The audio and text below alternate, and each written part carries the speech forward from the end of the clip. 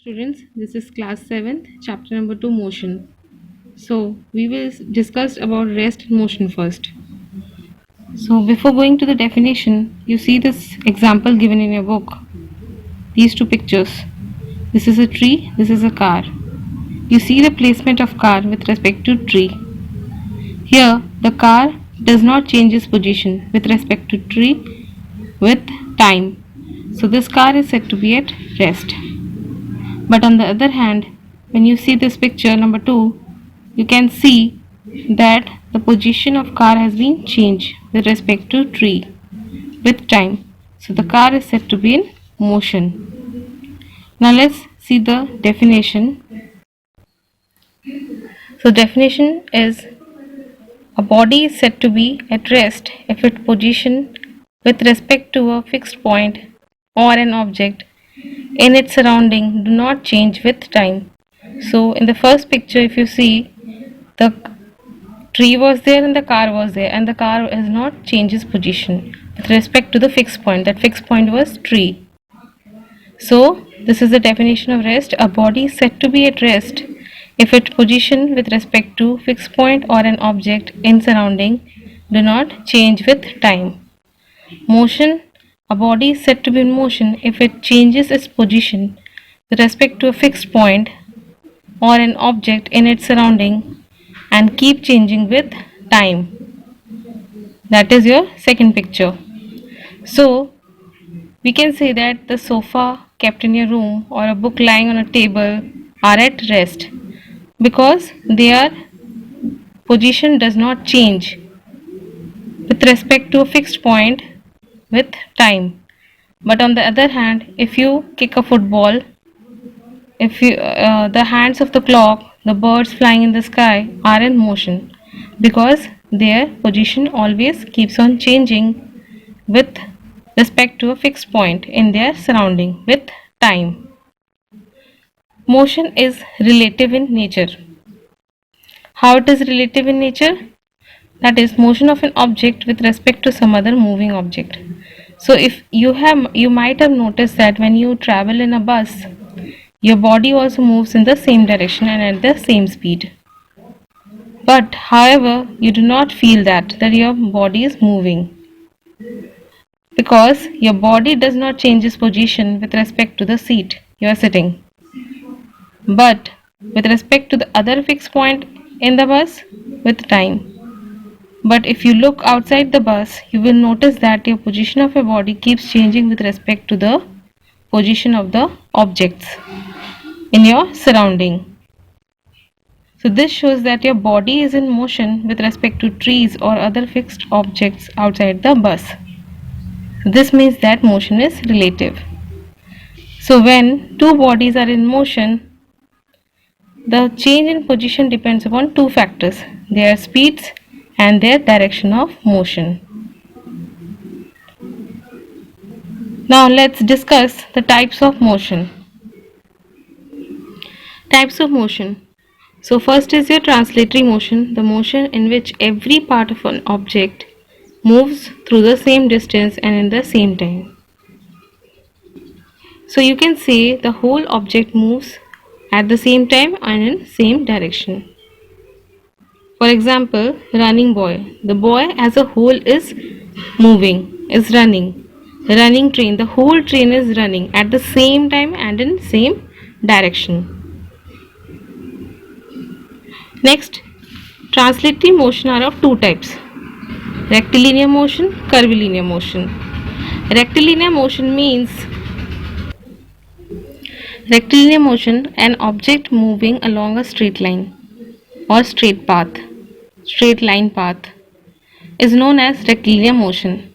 Example, car moving on a straight road or an apple falling from a tree. These are the example of rectilinear motion.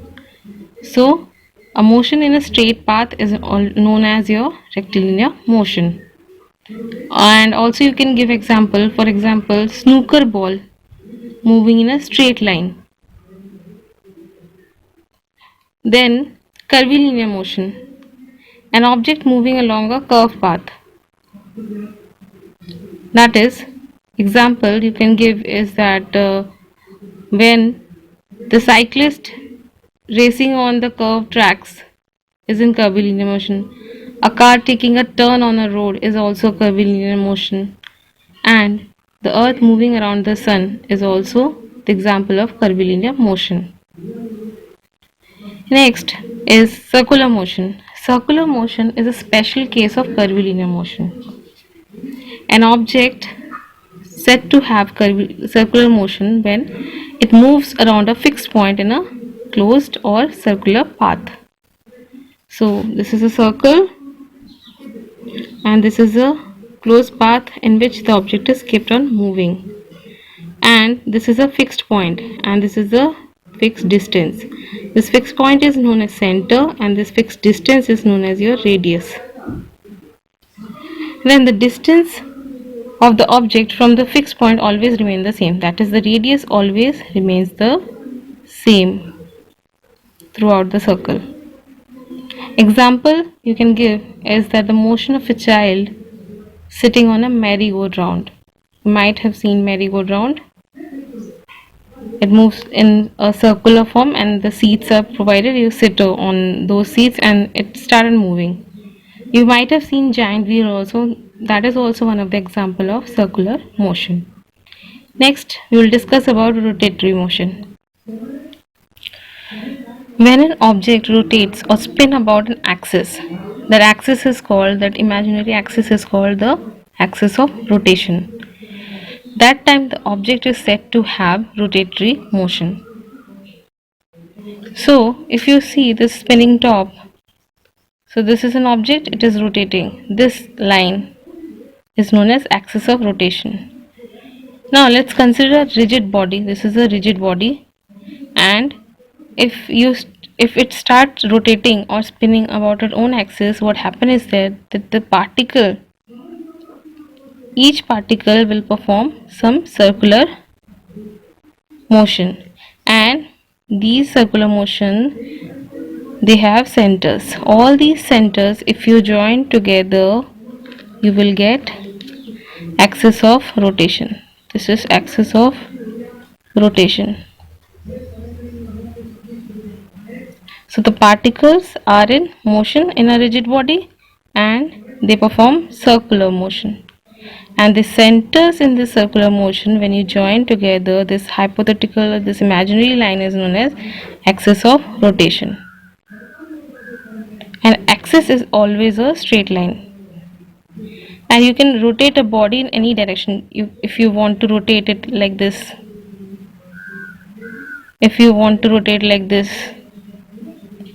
or you can also rotate like this.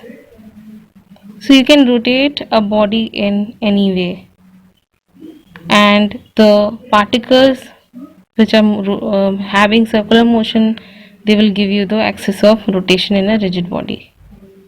Similarly, in case of our earth also, this is earth, this is north pole, this is south pole, and this is equator, and it is moving like this it is moving.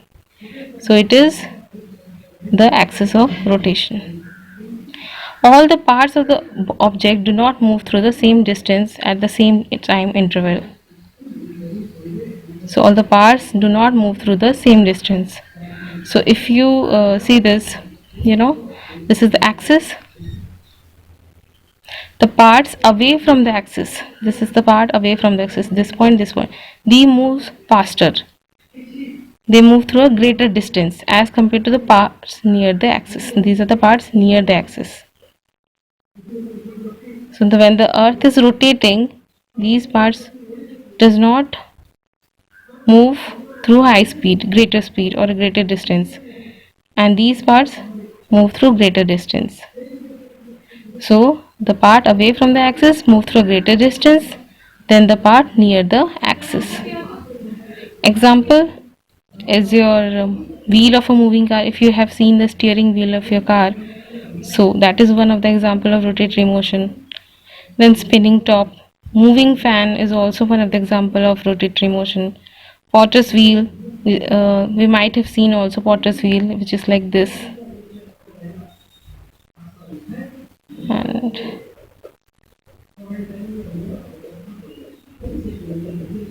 and you put some clay over there and give variety of shapes to different clay objects. Next we will discuss about rotate oscillatory motion. Oscillatory motion, when an object as a whole moves to and fro about its mean position. So for understanding this, we take an example of swinging of a pendulum. So in a pendulum, this is a pendulum, simple pendulum we have taken, and this is your pivot, the point at which it is attached. This is known as your bob. It is basically made of your metal, and this is the thread, string you can say. It is of some L length. Let's consider L. So this is the position at rest. This is position A, which means it is at rest. So when the object is at rest, that time it is known as your mean position, and when the objects are at motion, that time it is known as your extreme position. So what we will do, we will take a pendulum, we will slightly stretch towards this B, then we will release it, then it will be moving like something like this you might have seen. So these are its extreme position, this is the mean position. Extreme means when the distance, maximum distance from the mean position. So first the bob will go from A to B, then again B to C, then again through A. So this A to B, then B to C, then C to A, it is known as one oscillation. This is known as one oscillation. So this is the oscillation of your simple pendulum, and this is having your oscillatory motion. These are the extreme position, this is the mean position. Now we will discuss about vibratory motion. So vibratory motion is a special case of oscillatory motion. In vibratory motion, the whole body does not move to and fro as a single unit, but some of its parts oscillate about their mean position. And vibratory motion is an effect of oscillatory motion in some parts of an object. In this, object undergoes change in shape and size. For example, if you plug the strings of guitar, what will happen? That part what you have plugged, it will vibrate, it will move, it will oscillate, but not the whole of a guitar will oscillate. Okay, and in oscillatory motion what happens is that the whole body, the whole bob, the whole pendulum was moving to and fro, and here only some parts will move. In a pendulum what happened is that it is moving like this, the whole body was moving, the string is also moving, the bob is also moving. But here if you consider this example of a tuning fork, only the prongs will vibrate, not this handle part. So here it is vibratory motion, because some parts is oscillating about the mean position, not all the whole body. And here in oscillatory what happened, the whole string, the bob, the whole body is undergoing through the oscillatory motion. Next we have already know what is curvilinear motion and rotatory motion. Rotatory motion, body moves along a circular path, that is it spins or rotates about an axis without changing its position. But in curvilinear, the body moves along a curved path and it changes its position. So when you take an example of potter's wheel, parts of potter's wheel perform circular motion. I have shown you the diagram, you have to put the clay and this will move. The position of the wheel does not change, it is fixed it has a fixed center. The wheel does not move, but the part of the wheel will undergo circular motion. And similarly, in case of a spinning top, what happens is that when it is undergoing motion, the whole this part also undergoing circular motion, this is also, but the top remain as it is in the same place, same position. And in curvilinear example, the car moving on a curved road. So this is the difference between curvilinear, circular, you can say, or rotatory. Next we will discuss about repetitive motion. Repetitive motion means when an object moves such that it repeats its motion after a certain interval of time. That time it is said to have repetitive motion. So there are two types of repetitive motion, periodic motion and non-periodic motion. Periodic motion means the motion that repeats itself after a regular interval of time. For example, the revolution of the earth around the sun. It is periodic nature. How? Because they complete their motion in fixed time interval. That is, earth always takes 365 and 1 by 4 days to complete one revolution around the earth, around the sun. But and in case of motion of a pendulum also, the pendulum of a wall clock always takes a fixed time to complete one oscillation or to complete one to and fro. Next is your non-periodic motion. Non-periodic motion means the motion that repeats itself but not after regular intervals of time. For example, you can say your swaying of branches of a tree. It is not the motion repeats but not at regular interval. Then swinging of our arms and legs while walking. You might have observed this also. Then motion of a rolling ball on the floor. First, if you start throwing, it will move at a high speed, then again the speed slows down, and then if you just again kick it, again it will move in motion. So the motion repeats but not at a regular interval of time. Next is your random motion, an object moving with no specific path and frequently changing its direction or speed is said to be in random motion. For example, motion of a butterfly fluttering towards a flower. So you might have seen also that the butterfly flutter from one flower to another flower in random motion. The it might that you might have seen a football player moves in different direction during a football game, or you can say a cricket game also you might have seen. So that time also the players move in different direction, not in a fixed or particular direction. So their motion is said to be random. Combination or multiple motions. So when an object possesses two or more types of motion at the same time, it's said to have combination or multiple motion. For example, when a bowler delivers a ball, the ball has a spinning motion, that is rotatory. The ball itself is spinning. But as it moves towards the batsman, it becomes translatory. It might move straight or it might follow a curved path. So, this is in combination motion. Then the wheels of a bicycle rotate as well as it move forward at the same time. If you might have seen also, you might have ride a bicycle also, that the wheels are rotating like this and it is also moving in the forward direction. Then the motion of the earth about its axis. So when it is rotating on its axis, it causes day and night and it is in a fixed interval, that is 24 hours. So which is known as your periodic motion. And the earth rotating around the sun, it is taking some fixed time, that is 365 days and 1 by 4. So it causes change in season. So this time is particular, so this is periodic.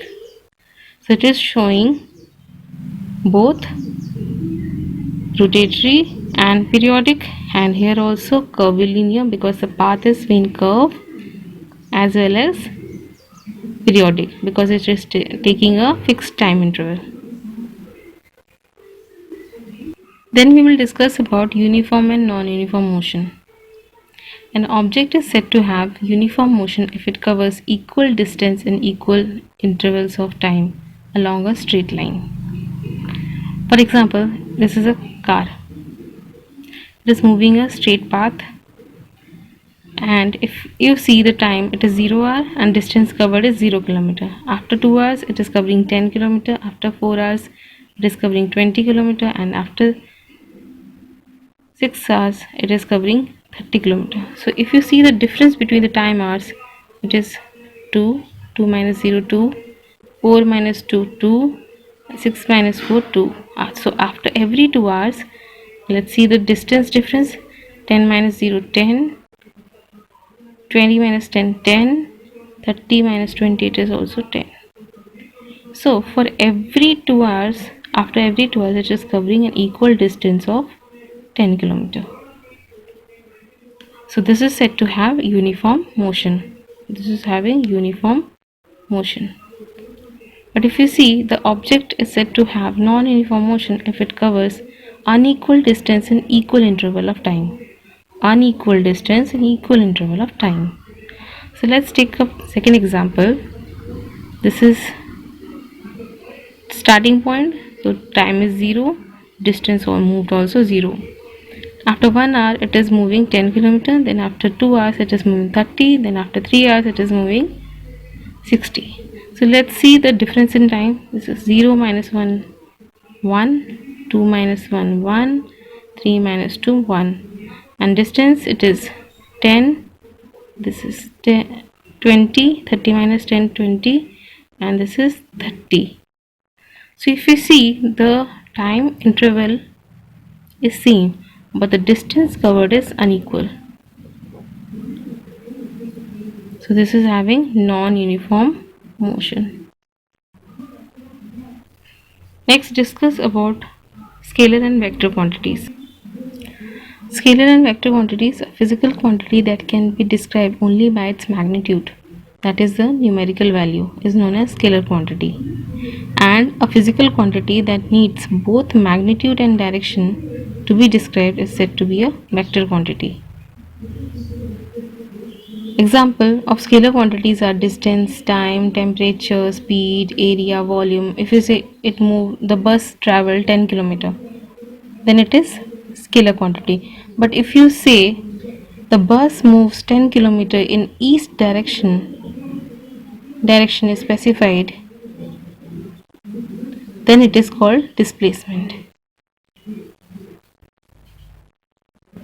So, and scalar quantity always gives you magnitude, that is the numerical value, and vector quantity gives you both magnitude as well as direction. So these are very important from examination point of view also. Now we'll discuss about distance and displacement. So distance is the traveled by a moving body, is the actual length.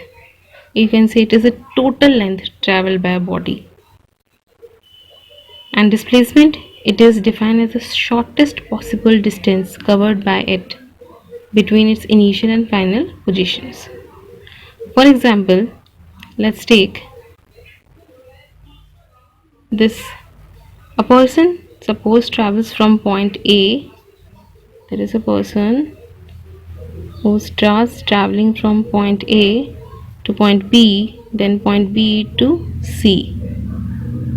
Stopped over there. This is the initial position and this is the final position. So here distance is this, the total distance or the actual length covered by the object or a body. So this is AB plus BC. But when we take about displacement, that is the change in position, that is a change in position in initial and final position, what will happen?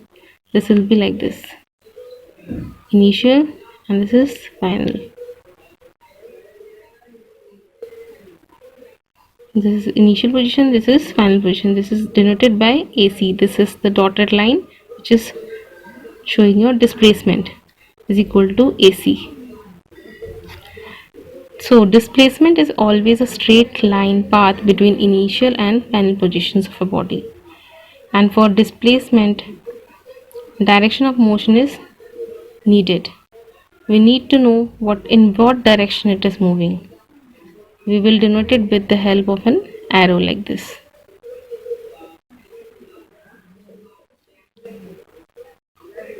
And but in case of distance, it does not depend on direction. So that is why distance is a scalar quantity and displacement is a vector quantity. SI unit for both the quantities are same, that is meter.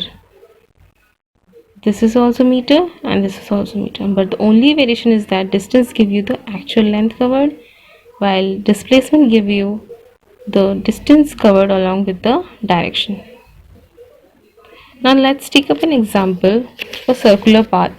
This is a circular path, and suppose this man is jogging around the circular path, moving like this. Starting point is here and the ending point is also here. Since the starting and the ending point is same, so its displacement will be 0. And what will be the distance covered by it? It is moving around the circle, so it is covering the circumference of the circle, that is 2 pi r, and r is the radius of the circle. Now let's take up another example. An object moves 6 km due west. So if you take this diagram, it's going towards west, and from west it is going towards north, that is 8 km. You have to find the distance and displacement. Distance will be AB, it is moving from here to here, AB to BC, AB plus BC, that is 6 plus 8 is 14 km. And displacement will be your AC, this AC. So AC will be given by Pythagoras theorem. AC square is equal to AB square plus BC square, which is AC is equal to under root of AB square plus BC square. So AB is 6, 6 square is 36, 6 square means we have to multiply 6 into 6, which is 64, and 8 into 8 is 64, 6 into 6 is 36. When you add it up, you will get 100. So 100 is actually nothing but 10 into 10. So under root of 100 will be equal to 10 km. So this is the displacement. And in which direction it is moving? It is moving in northwest. It is moving in northwest direction. How it is northwest? This is north and this is west, so this will be your northwest. So we discussed about distance and displacement. So what is the major difference between the two? Distance is the actual length covered by the body and displacement is the shortest distance covered by a body. It is a scalar quantity, it is a vector quantity. It cannot be 0. Distance can never be 0. But displacement can be 0. That is for circular path, because the starting and the ending point is same. So it can be 0 for circular path. Next, we have already discussed about speed in the first chapter also. So speed is the distance traveled by an object in unit time. It tells us how fast the object is moving.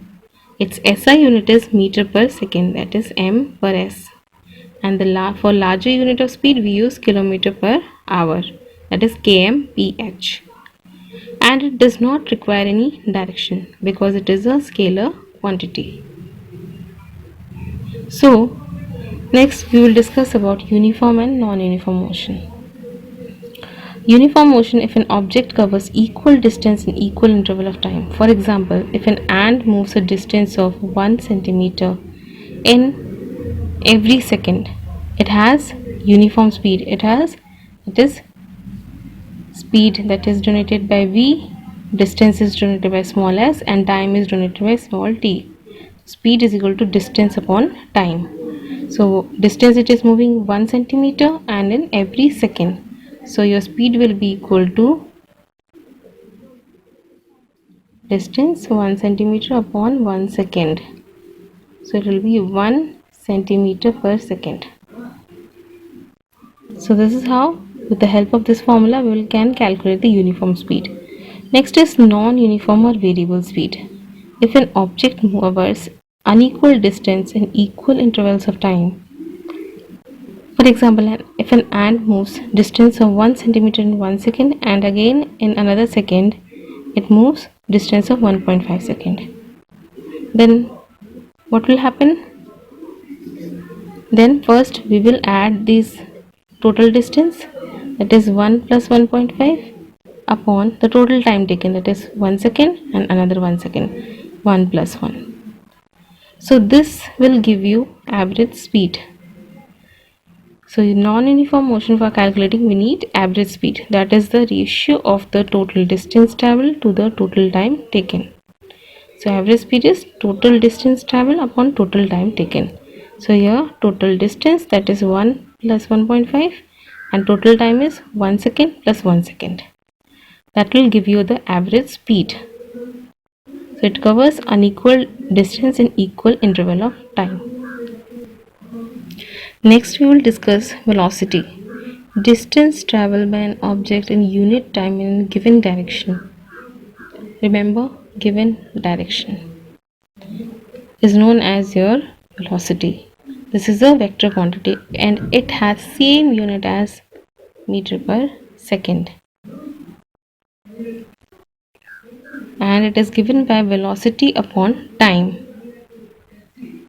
For example, if I say that a car is moving with the speed of 60 km per hour, so it will give you only speed, how fast it is moving.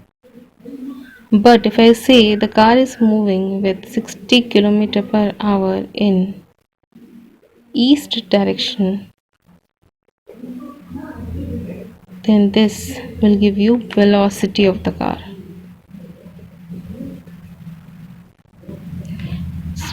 That is the value plus direction will give you velocity.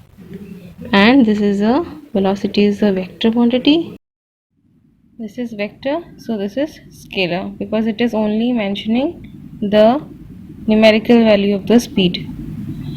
Next is uniform velocity. If an object covers equal distances in equal interval of time in a given direction, very important, in a given direction, because velocity always shows occurs in a given direction. It occurs in a given direction, so uniform velocity should occur in a given direction. An object covering a distance of 1 meter every second in the same direction means an object is covering 1 meter in every second in a particular direction, then it is said to be having uniform velocity. Very important, it should be in a single direction. It should be, the object should be moving, then only it will have uniform velocity. Next is non-uniform velocity. So non-uniform velocity or variable velocity, an object is said to have non-uniform or variable velocity when it covers unequal distance in equal interval of time in a given direction.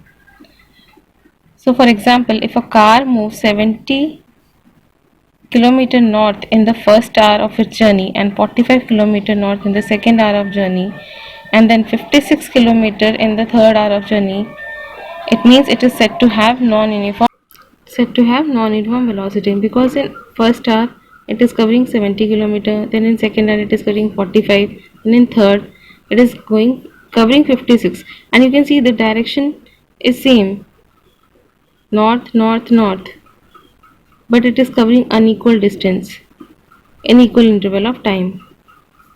Second is that equal distances in equal intervals of time but in different direction. It means direction keeps changing. Suppose a car is moving 70 km north in the first hour of its journey, then 70 km west in the second hour, then 70 km northwest in the third hour.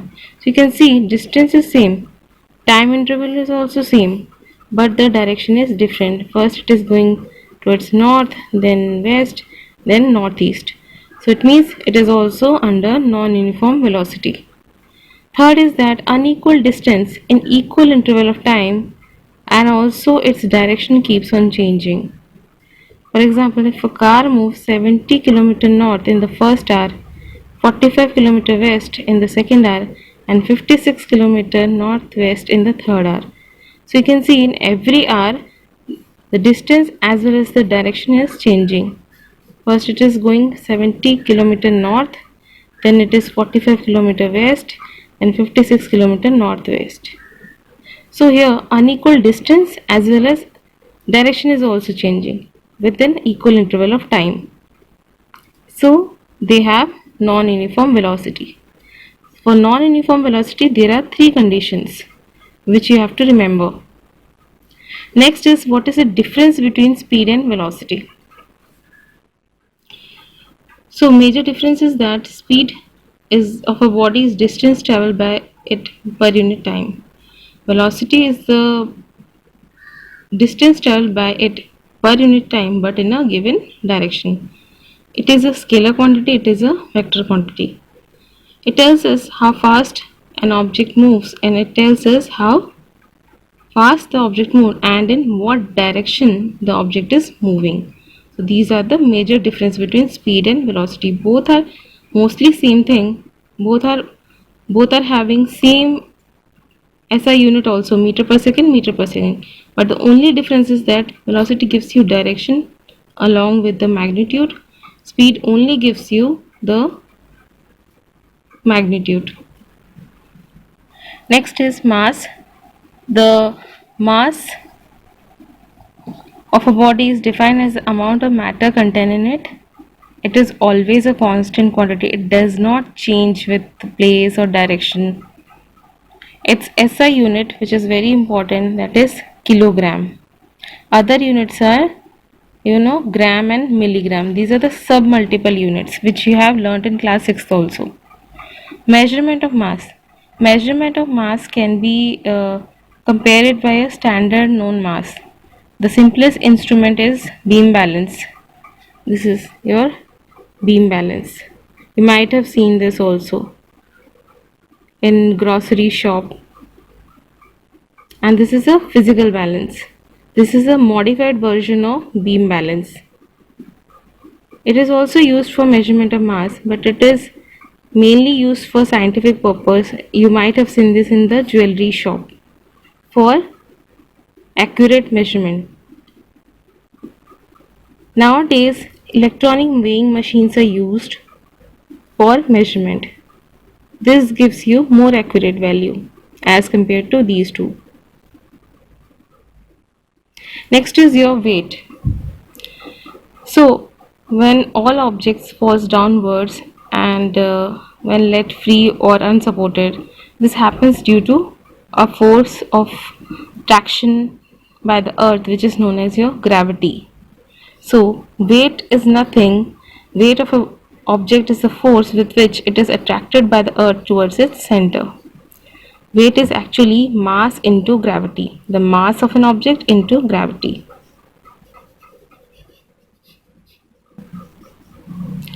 So gravity changes from place to place. The weight of a body also changes from place to place. Again, weight is a type of force. So SI unit of force is Newton. So the SI unit of weight is also Newton. Weight is also measured in kilogram force and gram force. So this is important. 1 kilogram force is defined as a force with which Earth attracts a body of mass 1 kg towards its center. Similarly, 1 gram force, it is defined as a force with which Earth attracts a body of mass 1 gram towards its center. And what is the relationship between kg, F and Newton? It is 1 kg is equal to 9.8 Newton, which is approximately 10 Newton. And the measurement of weight is done by an instrument called this spring balance. So it has a ring, metal case. These are readings on the metal case. This is the pointer attached with a spring, and this is the hook on which load is being attached. The spring has a pointer. The spring has this kind of pointer, and it is attached to the case, and the front side of the metal case has a vertical slit. This is a vertical slit with scale marked on it. The spring balance work on the principle that when a load is suspended, this load is suspended from the lower end of the spring, this spring gets stretched. More the load, more is the stretching. This spring will be more stretched. If load is more, it will be more downwards. It will come more towards the down. So this is how a spring balance work. Now what is the difference between mass and weight? It is given in your book. Mass is amount of matter contained in a body and weight is the force with which earth attracts towards its center. Earth attracts a body towards its center. Mass is always constant and does not change with place and position of the body, but weight, depending upon the force of gravity, changes from place to place. It can never be zero, and it can be zero if there is no gravity on the body. And its SI unit is kilogram or kg. Its SI unit is Newton. It is measured by simple beam balance or physical balance. It is measured by spring balance. So this is the end of the chapter. Now we will discuss the question answer. Tick the most appropriate answer. A car parked in a parking lot is said to be at rest. Next is a bullet launched from a gun is an example of rectilinear motion. The motion of a spinning top is an example of rotatory motion. The nature of the motion of the earth around its axis is rotatory. Which of the following is a vector quantity? So out of this, displacement is a vector quantity. Then a body moves 3 km due west and 4 km due north. What will be the displacement? It will be 5 km towards northwest. Which is the correct relationship? Speed is equal to distance upon time. An object moves 50 seconds at a speed of 20 meter per second. What will be the distance traveled? That will be 1000 meter. The mass of a body remains the same if the following instrument can be used to measure the weight. It will be spring balance. Next is fill in the blanks. A disc thrown by an athlete is an example of. You can write translatory also.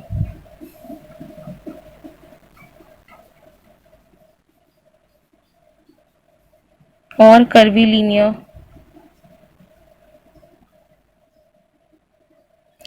Next is the object moving from a.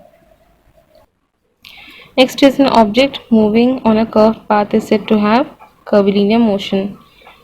Dash is the shortest distance between initial and final position of the body. Displacement. The SI unit of velocity is meter per second. The dash of a body is defined as the quantity of matter contained in it. It is mass. So match the following.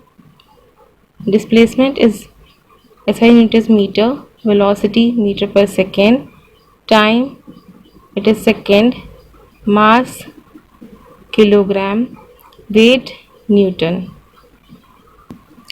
So here first question is define translatory motion. On page number 18 of your book, from here to here you will write. Next is what do you mean by oscillatory motion? It is given on page number 19 of your book. So this is the answer. Here to here. You can mention some examples also. Next question is what do you understand by vector quantity? So here is the answer. And give two examples also from here. Displacement also you can write. Any two examples you can write along with the definition. Next is a child moves a toy car and takes it round and brings it back to the starting point. What is the displacement of the car? So you have to write since the final initial points are same, so displacement of the car is 0. If a car is moving at the rate of 40 km per hour towards east, which physical quantity is stated? speed or velocity? Obviously it is velocity because it is giving you value and as well as the direction. So you have to write it is velocity because it states both magnitude as well as direction of the car. Next is answer the following in detail. What do you understand by the term motion? So here you can write an object is said to be in motion if it changes position with time with respect to a fixed point of reference in its surrounding. Second question is speed and velocity are same units yet they are different physical quantities. Why? So you have to write speed is a scalar quantity and it does not have any reference to direction of travel. It tells us how fast an object moves. While velocity is a vector quantity, it tells us how fast and in what direction an object moves. So both have same unit yet they are different physical quantities. Next is explain why a car driven on a city is an example of non-uniform motion. So basically here you have to explain the non-uniform motion. What you have to write? You can write it is an example of non-uniform motion because of the traffic, because of the humps, it is not able to cover equal distance in equal interval of time. Next is what do you understand by average speed and non-uniform velocity of a body? So this is the definition of average speed here to here and you have to write this formula also. In case of non-uniform velocity, you will start from here. An object is said to have non-uniform velocity if it covers first point you will write this much, give second point you will write this much, and third point you will write from here to here with excluding the examples. Examples don't write it, only write if an object said to have non-uniform velocity, first point this, second point from here to here, third point from here to here. Next is differentiate between mass and weight. It is given on page number 29 of your book, table 2.2. This is, you have to write this one. Next is the numericals. A man runs around the exact half of the circumference of a circular path of diameter 40 meter. What will be the displacement of the man? So this is how the man is covering. He is covering that semicircular park. Diameter of the circular park is 40 meter. So distance traveled by the man will be equal to half of the circumference of the park. So displacement will be equal to 40 meter. Why 40 meter? Because the displacement is the shortest distance between starting and the ending point, and diameter is the shortest route. Next question. An object moves from A to D along a rectangular path as shown in the figure. A to D. You have to find distance and displacement covered by it. So basically this is the diagram. A to D he has covered. The A to B is 10 kilometer. So CD is parallel to it, so it will be equal. It is also 10 kilometer. And this BC will be equal to here 6 kilometer. So his starting point is here and ending point is here, this one. So the distance covered by the object will be 10 plus 6 plus 10 plus 10 plus 6 plus 10 because he is ending at D. 26 kilometer. Displacement would be AD, that is the shortest distance, 6 kilometer. Next question. Calculate the speed of an object if it covers 600 meters in 30 seconds. So again speed is equal to distance upon time. So distance is 600 and time is 30. So when you cancel it you will get 20 meter per second. Next question is express train moves at the speed of 60 km per hour, how far it will go in 5 hours. So again what you will do, this will be speed is given, time is given, distance they have asked. So distance is equal to speed into time, which is 60 into 5, that is 300 km. Next is how long it will take an object with speed 10 meter per second to cover a distance of 40 meter. So speed is given to you, distance is given to you, they have told you to find the timing. So time is equal to distance upon speed, that is 40 upon 10, that is 4 seconds. Next question, a train covers a distance of 840 km with a speed of 60 km. How long it will take to finish the journey? So again, distance is 840, speed of the train is 60, and time they have told you to ask distance upon speed, 840 upon 60. So when you cancel, you will be getting 14 hours. Next question is, a bus moves with average speed of 60 kilometers per hour for 4.5 hours. Find the distance traveled by it. So again, they have given you average speed and the time taken. So distance is equal to average speed into time, 60 into 4.5. So you will be getting for 270.0 kilometer, that is 270 kilometer. So this is the end of the chapter, and you have to do the question answer along with the numericals in the